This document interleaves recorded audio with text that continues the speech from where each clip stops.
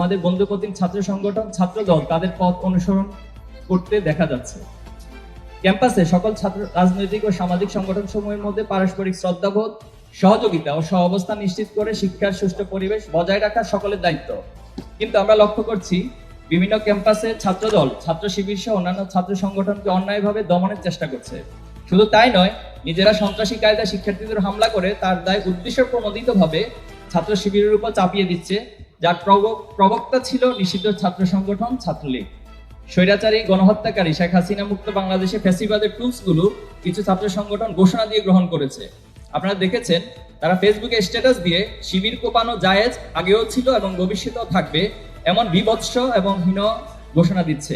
আমরা নোয়াখালীতে এমন একজনের বিরুদ্ধে মামলা করেছি। আমরা আশা করব সরকার তাদের বিরুদ্ধে যথাযথ ব্যবস্থা গ্রহণ করবে।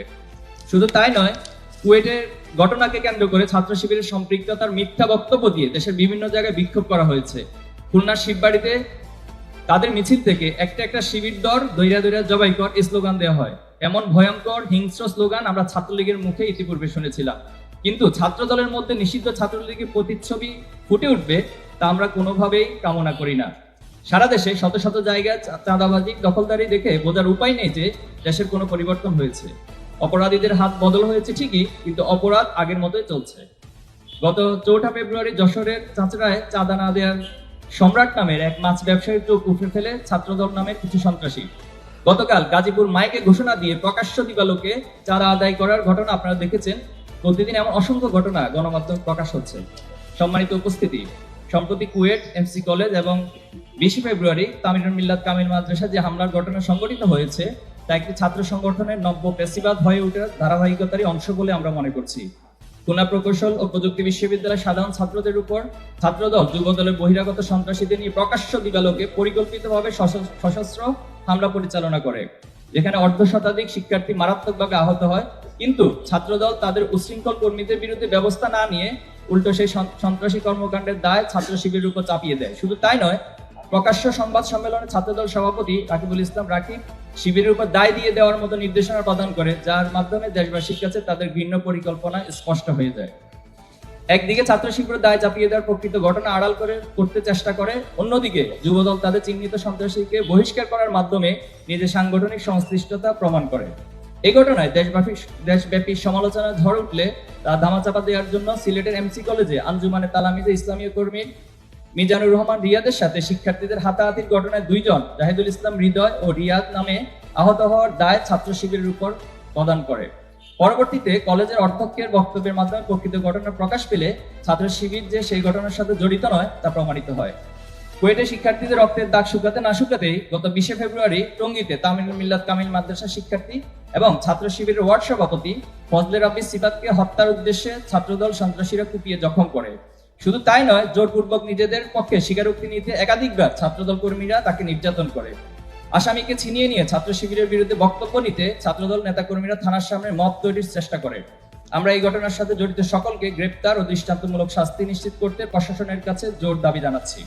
পাশাপাশি হামলার সাথে জড়িতদের বিরুদ্ধে সাংগঠনিক ব্যবস্থা নিতে ছাত্রদলের প্রতি আহ্বান করছি। প্রিয় সাংবাদিক ভাইরা, অন্তর্বর্তী সরকার গঠনের 7 মাস অতিক্রান্ত হলেও এখনো দেশে আইন শৃঙ্খলা পরিস্থিতি স্বাভাবিক হয়নি। প্রশাসনিক দুর্বলতার সুযোগে এখনো দেশে নানা প্রান্তে অপরাধ সংগঠিত হচ্ছে। সারা দেশে চাঁদাবাজি, ছিনতাই, ডাকাতি ও ধর্ষণের ঘটনা আশঙ্কাজনক হারে বেড়ে গেছে। উদ্বেগের বিষয় হলো, গণমাধ্যমের রিপোর্ট অনুযায়ী দেশের 273টি কিশোর গ্যাং সক্রিয় রয়েছে, যারা দেশকে অস্থিতিশীল করতে নানা ষড়যন্ত্র করলেও তাদের আইনের আওতায় আনা হচ্ছে না। গণমাধ্যম সূত্রে জানতে পেরেছি, জুলাই গণহত্যায় জড়িতদের 723 জনকে জামিন দেওয়া হয়েছে, অথচ বিগত 15 বছরে দায়েরকৃত মামলা আসামিদের মুক্তি এখনো নিশ্চিত হয়নি। আমরা ঢাকা বিশ্ববিদ্যালয় শাখার প্রতিষ্ঠাকালীন সভাপতি এটিএম আজহারুল ইসলাম সহ সকল মাজলুমদের দ্রুত মুক্তির দাবি জানাচ্ছি। আপনারা জানেন, সম্প্রতি দেশে বিভিন্ন স্থানে ধর্ষণের ঘটনা ঘটছে। খুলনা জেলার বাটিয়াঘাটা উপজেলার জলমা ইউনিয়ন, শেরপুর জেলার জিনাইগাতির গজনী অবকাশ কেন্দ্র এবং রাজধানী থেকে ছেড়ে যাওয়া রাজশাহীগামী একটি বাসে 3 মাসের অন্তঃসত্ত্বা নারী সহ 3টি ধর্ষণের ঘটনা ঘটে। আমরা দর্শকদের গ্রেপ্তার ও দৃষ্টান্তমূলক শাস্তির দাবি জানাচ্ছি। স্বরাষ্ট্র উপদেষ্টা ও প্রশাসনকে দেশের আইন শৃঙ্খলা পরিস্থিতি স্বাভাবিক করতে আরো সক্রিয় ভূমিকা পালন করার আহ্বান করছি, অথবা নিজেদের ব্যর্থতার দায় স্বীকার করে জাতির কাছে ক্ষমা চাওয়া অথবা পদত্যাগেরও আহ্বান করছি। সম্মানিত উপস্থিতি, আমরা লক্ষ্য করেছি মুক্ত চিন্তার নামে এদেশে ইসলাম বিদ্বেষী একটি গোষ্ঠী পরিকল্পিতভাবে ইসলামের বিরুদ্ধে বিদ্বেষ ছড়িয়ে সাম্প্রদায়িক সম্প্রীতিকে বিনষ্টের চেষ্টা করছে। সেই গোষ্ঠীর এক ক্রীড়ানক জাতীয় শিক্ষাক্রম ও পাঠ্যপুস্তক বোর্ড এনসিটিবি এর পাঠ্য বই সংশোধন ও পরিমার্জন কমিটির সদস্য। তার মূল নাম হচ্ছে সাজ্জাদুর রহমান। তিনি রাখাল রাহা নাম ধারণ করে আল্লাহ ও রাসূল সাল্লাল্লাহু আলাইহি সাল্লামের শানে চরম অবমাননাকর ও দৃষ্টতাপূর্ণ শব্দ ব্যবহার করে একটি ফেসবুক পোস্ট দিয়ে দেশের সংখ্যাগরিষ্ঠ জনগণের ধর্মীয় অনুভূতিতে আঘাত এনেছে, যা ফৌজদারি আইন লঙ্ঘনের শামিল। আমরা অতি দ্রুত তাকে গ্রেপ্তার এবং শাস্তির আওতায় আনার জন্য সরকারের কাছে দাবি জানাচ্ছি। উপস্থিত